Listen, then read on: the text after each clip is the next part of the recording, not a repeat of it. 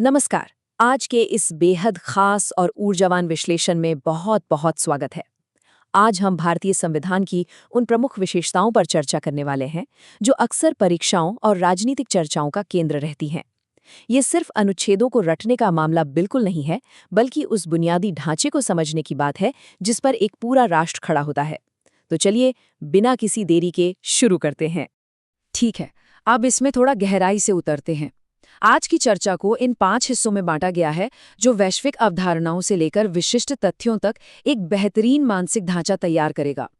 पहले संविधान के प्रकार समझेंगे, फिर सत्ता संरचनाओं को परिभाषित करना, उसके बाद भारत की अर्धसंघात्मक प्रकृति, फिर फेडरेशन बनाम यूनियन और आखिर में महत्वपूर्ण संवैधानिक परीक्षा तथ्य। तो चलिए पहले खंड से शुरुआत करते हैं, संविधान के प्रकार। यहाँ हम ये समझेंगे कि आखिर देश अपने सर्वोच्च कानून बनाते कैसे हैं। दुनिया में मुख्य रूप से 2 तरह के संविधान होते हैं, लिखित और अलिखित। लिखित संविधान पूरी तरह से संकलित होता है, एक निश्चित तारीख पर लागू होता है और इसका ज्यादातर हिस्सा लिखा हुआ होता है। दूसरी तरफ अलिखित संविधान वक्त के साथ परंपराओं से विकसित होता है। लेकिन यहाँ एक दिलचस्प बात समझनी जरूरी है। अलिखित का मतलब ये बिल्कुल नहीं है कि कुछ भी कागज पर नहीं लिखा है। जैसे ब्रिटेन का संविधान अलिखित माना जाता है, फिर भी इसमें 1215 के मैग्ना कार्टा जैसे ऐतिहासिक लिखित दस्तावेज शामिल है। बस फर्क इतना है कि वहां सदियों की अलिखित परंपराओं का हिस्सा बहुत ज्यादा होता है। अब आगे बढ़ते हैं दूसरे खंड की तरफ, सत्ता संरचनाओं को परिभाषित करना।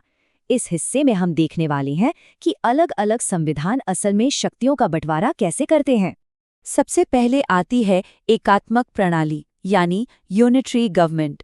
यहाँ शक्तियों का पूरी तरह से केंद्रीकरण होता है, मतलब सिर्फ एक ही राष्ट्रीय सरकार पूरे देश के लिए सारे फैसले लेती है। अब सोचिए, ये प्रणाली ब्रिटेन, फ्रांस और जापान जैसे देशों में बहुत असरदार है, क्योंकि वहाँ का क्षेत्रफल और आबादी अपेक्षाकृत कम है, तो एक अकेली सरकार आसानी से पूरी व्यवस्था संभाल लेती है। इसके बिल्कुल विपरीत होती है संघात्मक प्रणाली यानी फेडरल गवर्नमेंट। जहां एकात्मक प्रणाली में केंद्रीकरण था, वहीं यहां शक्तियों का विकेंद्रीकरण होता है। एक दोहरी सरकार प्रणाली काम करती है, एक केंद्र स्तर पर और एक राज्य स्तर पर।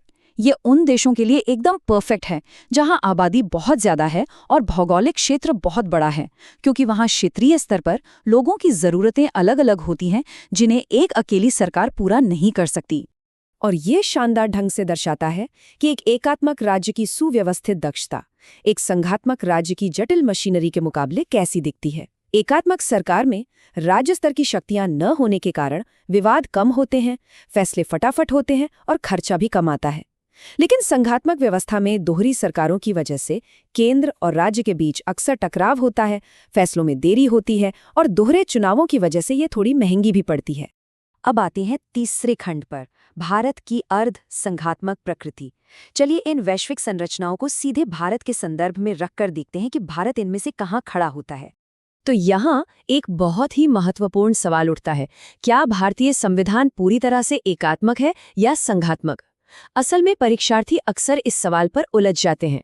भारत पूरी तरह से एकात्मक नहीं है क्योंकि यहाँ राज्य सरकारें भी मौजूद हैं, और पूरी तरह से संघात्मक भी नहीं है क्योंकि केंद्र के पास कई असाधारण शक्तियां हैं। तो फिर भारत की इस अनोखी प्रणाली को किस श्रेणी में रखा जाए? इसका सबसे सटीक जवाब मिलता है राजनीतिक विशेषज्ञ के.सी. वियर के इस बेहद मशहूर कथन से। ये एक ऐसा हाई यील्ड फैक्ट है जो परीक्षाओं में बार बार पूछा जाता है। उनके अनुसार भारतीय संविधान अर्धसंघात्मक यानी क्वासी फेडरल है। इसका मतलब है कि भारत में दोनों प्रणालियों का एक बेहतरीन मिश्रण है, जिसमें थोड़ा ज्यादा झुकाव केंद्र की तरफ है। सामान्य परिस्थितियों और आपातकाल की तुलना करने पर यह दोहरा चरित्र बिल्कुल साफ हो जाता है। सामान्य परिस्थितियों में भारत एक संघात्मक व्यवस्था के रूप में काम करता है, जहां शक्तियां केंद्र और राज्य के बीच बटी हुई हैं। लेकिन जैसे ही राष्ट्रीय आपातकाल यानी इमरजेंसी लगती है, तो यह ढांचा जादू की तरह एक एकात्मक प्रणाली में बदल जाता है और सारी शक्तियां तुरंत केंद्र सरकार की मुट्ठी में आ जाती हैं।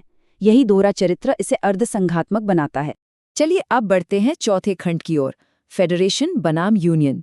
राज्यों के एक साथ जुड़ने के तरीकों में बहुत ही सूक्ष्म अंतर होते हैं।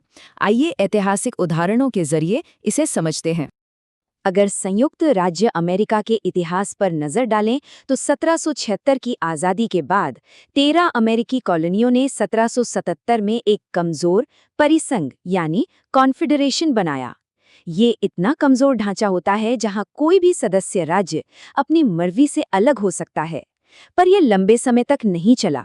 इसीलिए 1789 में उन्होंने एक लिखित संविधान के जरिए एक सख्त फेडरेशन बनाया जिसे तोड़ना आसान नहीं होता।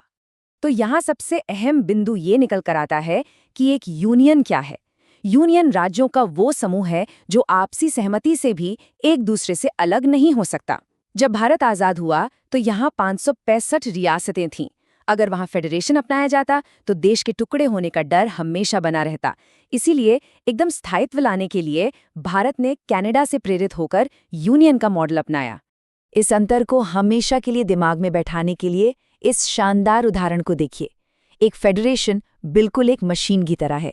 इसके पुर्जे नट बोल्ट से जुड़े होते हैं जिन्हें तकनीकी रूप से खोला और अलग किया जा सकता है, जैसे 1991 में सोवियत संघ का टूटना। लेकिन एक यूनियन जैसे कि अपना भारत एक मानव शरीर की तरह है। इसके सारे अंग एक दूसरे से स्वाभाविक रूप से जुड़े हैं। किसी भी एक अंग को काटकर अलग करने से उस अंग का अपना कोई वजूद ही नहीं बचता। भारत की यूनियन अविभाज्य है। और अब हम इस विश्लेषण के 5वें और आखिरी खंड में आ गए हैं, महत्वपूर्ण संवैधानिक परीक्षा तथ्य। यह प्रतियोगी परीक्षाओं के लिए एकदम रैपिड फायर ट्रिविया समीक्षा होने वाली है। ये जो संख्या है 3814, ये मोनाको के संविधान में मौजूद शब्दों की कुल गिनती है। शब्दों की गिनती के आधार पर देखा जाए तो ये पूरी दुनिया का सबसे छोटा लिखित संविधान माना जाता है। और ये नंबर 7 अमेरिका के संविधान में अनुच्छेदों की संख्या है, सिर्फ 7 अनुच्छेद। इस हिसाब से ये दुनिया का सबसे छोटा संविधान है। साथ ही 1789 में लागू होने की वजह से ये दुनिया का सबसे पुराना लिखित संविधान भी माना जाता है।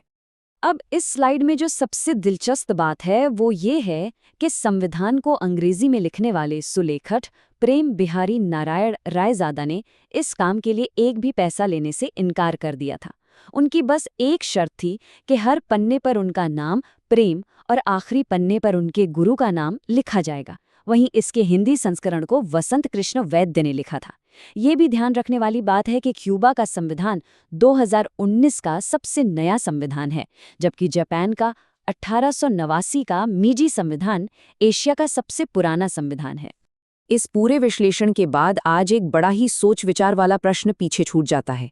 एक तरफ ऐसी मशीन है जिसके पुर्जे खुल सकते हैं और दूसरी तरफ एक ऐसा शरीर जिसे काटा नहीं जा सकता। इन दोनों में से कौन सी संरचना अपने नागरिकों की आशाओं और आकांक्षाओं की सबसे बेहतर रक्षा करती है? लोकतांत्रिक संरचनाओं की ये जटिलताएं सच में सोचने पर मजबूर कर देती हैं। उम्मीद है कि इस विश्लेषण ने राजनीतिक विज्ञान और संविधान की इस दुनिया को और गहराई से समझने की जिज्ञासा जगाई होगी। आज का ये विश्लेषण यही समाप्त होता है।